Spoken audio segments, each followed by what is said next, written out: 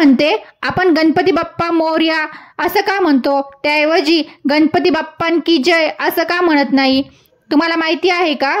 त्याबद्दल मी तुम्हाला काही सांगणार आहे. महासाधू मोरया गोसावी महाराज हे मोठे गणेश भक्त होते. तसेच ते स्वतःही गणपतीचे अवतार होते.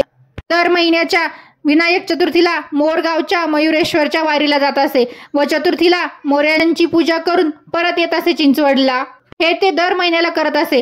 पण ते जेव्हा वयोवृद्ध झाले तर त्यांना वारीला जाणं शक्य होत नसे. तर एकदा काय झाले, त्यांना वारीला जाताना मोरगावला पोहोचायला उशीर झाला.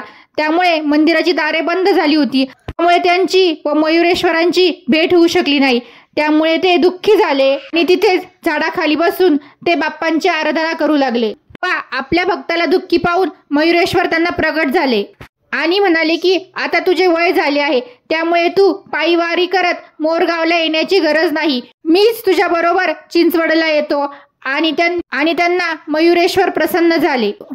महासाधू मोरया गोसावी महाराजांना वरदान दिले की भविष्यात माझ्या नावाच्या पुढे लोक तुझे नाव घेऊन जल्लोष करतील आणि तेव्हापासूनच मंगल मूर्ती मोरया किंवा गणपती बाप्पा मोरया हा जयघोष चालू झाला.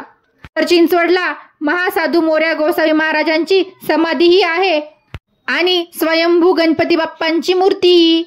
आज संकष्ट चतुर्थी आहे आणि मी नेहमी मोरया गोसावींच्या मंदिराचा उल्लेख करते व्हिडिओमध्ये. तर त्याचं काय महत्त्व आहे हे तुम्हाला आज मी सांगितलं. तर बोला गणपती बाप्पा मोरया, मंगल मूर्ती मोरया. कुणाकुणाला हे माहिती होते आणि कुणी मोरया गोसावी मंदिराला भेट दिली आहे ते नक्की कमेंट करून सांगा.